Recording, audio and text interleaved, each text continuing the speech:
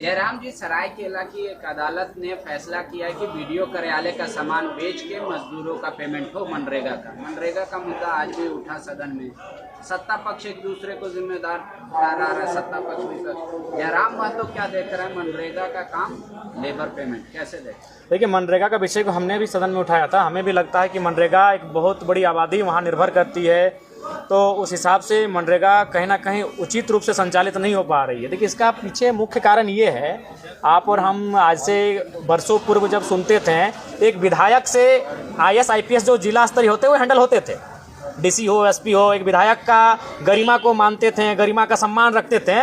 लेकिन आज ये कड़वी सच्चाई है, तमाम जो है हमें लगता है प्रखंड स्तर के जो पदाधिकारी हैं वो CMO से संचालन होते हैं, जिस कारण वो तवज्जो नहीं देते हैं, जिस कारण आज ये करप्शन फल फूल रहा है। अगर फिर यथा व्यवस्था थी, आप माननीय चुन के आते हैं, माननीयों का गरिमा है, अगर आप उस गरिमा को CMO से हैंडल करेंगे, उन पदाधिकारियों को अगर CMO से गाइडलाइन देंगे, तो हमें लगता है किसी प्रकार के करप्शन का उपज होगा। अतः जो क्षेत्र के जनप्रतिनिधि हैं, कम से कम उनकी भागीदारी होनी चाहिए। तो सभी विधायक देखिए अपनी शिकायतें सुना रहे हैं, राज सिन्हा सुना रहे हैं, श्वेता सिंह सुना रहे हैं, उमाकांत रजक सुना रहे हैं। सभी जो ब्यूरोक्रेट्स हैं उनके प्रति अपनी जो माने जवाबदेही है उसको कहीं ना कहीं बहुत किनारे कर दिया गया है। तो हमें लगता है मनरेगा हो चाहे अन्य विषय हो, जहाँ सरकारी दफ्तरों में इस प्रकार होता है, तो उसमें कहीं ना कहीं निरंकुश होते जा रहे हैं, जिसका ये परिणाम है। कल्पना सोरेन ने सदन में मनरेगा मजदूरों का मामला उठाया था, 11 करोड़ रुपए एक बकाये की बात कही थी। CP सिंह कह रहे हैं कि यूटिलाइजेशन सर्टिफिकेट ही नहीं मिला, इसलिए तो भुगतान नहीं हुआ। देखिए, इस पर वाद विवाद चर्चा परिचर्चा का विषय, सरकार को इन विषयों को गंभीरतापूर्वक लेना चाहिए। मेरा भी मानना है उनको गंभीरतापूर्वक लेना चाहिए, उस दिशा में सरकार को कार्य करना चाहिए।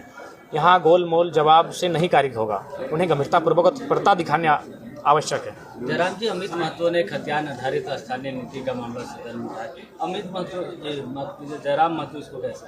निसंदेह मेरा समर्थन है। निसंदेह इस राज्य को एक सटीक स्थानीय नीति मिलनी चाहिए, जिससे परिभाषित हो सके इस राज्य के मूलवासी कौन है, ये परिभाषित होने की आवश्यकता है। अगर 25 वर्षों में भी परिभाषित नहीं हो पाएगी, तो कहीं ना कहीं उसका फलाफल इस राज्य के निवासियों को नहीं मिल पाएगा। 1932 को लेकर बहुत मतभेद है। देखिए, मेरा मानना है कि देखिए 1932/1964 और एक कॉलम आप एक श्वेत पत्र जारी कर सकते हैं। श्वेत पत्र का तात्पर्य उन लोगों से होगा जो लोग ये कहते हैं कि हम कई वर्षों से इस भूभाग में बस गए हैं और इस भूभाग के अलावे हमारा किसी भूभाग से कोई संबंध नहीं है, लेकिन यह भूभाग हमारा मूल नहीं है।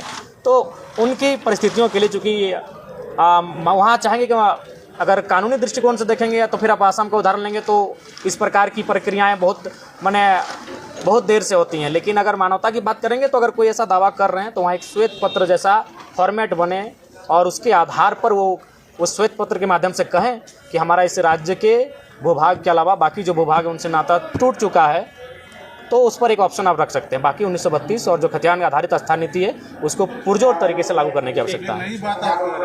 हाँ, नई बात इसलिए कह रहे हैं, नहीं हमने कहा था, नई बात हमने भी कहा था, उस समय भी हमने श्वेत पत्र का जिक्र हमें लगता है 4-5 इंटरव्यू में हमने कहा था। जी, अब कहे इसका जिक्र हम 4-5 इंटरव्यू में श्वेत पत्र का हमने कहा था कि अगर कुछ लोग ऐसे हैं जो इस अब टूट चुके हैं, उनका नाता टूट चुका है, कई वर्षों से नहीं कई दशकों से यहाँ अगर रहते हैं, तो उसके लिए एक श्वेत पत्र का प्रावधान सामने आए। जयराम जी एक सवाल, जो मुद्दा उठाया कि झारखंड का नौकरी कितना प्रतिशत है, कई लोग ये मान के चल रहे हैं, आपको पूर्ण कर रहे हैं कि जयराम जी ने रघुवर जी वाली स्थानीय नीति को ही अपना लिया। आखिरकार इसी वजह से नीति क्षेत्र वाला मुद्दा उठा रहे हैं कि उन्हें सवाल उठाते नहीं। आप बाबा जी, आप बात कल मेरा गैर सरकारी संकल्प 1932 का ही है, काहे घबरा रहे हैं? रघुवर दास जी को काहे छत्तीसगढ़ के महोदय का हम फॉलो करेंगे? ये झारखंडी कट्टर झारखंडी है। कल मेरा गैर सरकारी संकल्प 1932 का खतियान ही है, उस पर जोरदार बहस हो। आज छोड़ दिया जाए। बोलिए। लास्ट सवाल, आज तक आप सड़क पे आवाज उठाते थे, सड़क पे युवाओं की आवाज उठाते थे। करीबन एक महीने का एक विधानसभा सत्र चला। इस विधानसभा सत्र में तो आप किस रूप में देखते हैं, इसकी सार्थकता कितनी है? देखिए, विधानसभा का जो सत्र होता है वो कहीं ना कहीं एक आशा के रूप में होता है। लोग बड़ी आशा रखते हैं कि वहाँ हमारा जब मुद्दा जाए तो कम से कम उसका निष्कर्ष सामने आए। और अगर यहाँ हमारा मुद्दा आने के बाद भी अगर निष्कर्ष नहीं हो पाता है तो सदन की सार्थकता, सदन की गरिमा का कोई औचित्य नहीं रह तो जाएगा। क्या सड़क पे आवाज उठाने वाला वो जयराम महतो आज सदन में आकर आज निराश महसूस नहीं, अभी कैसे कर सकते हैं? मैंने जो सभा, मैंने शून्यकाल में सवाल उठाया, शून्यकाल का उत्तर आएगा। मैंने क्वेश्चन किया, उस क्वेश्चन का उत्तर मिला है, उस पर कार्रवाई होने की बात कही है मंत्री ने। तो मैंने जिन विषयों को सदन पे रखा है उस पर सरकार का एक जवाब वहाँ मिला है। उस जवाब के लिए मान के चले एक समय अवधि होती है, 15 दिन, 45 दिन, 60 दिन, 90 दिन। उसके बाद अगर नहीं होगी तो निसंदेह हम आके मीडिया में आके कहने से हमें कोई परहेज नहीं होगा कि सदन की सार्थकता तो इन हो रही है।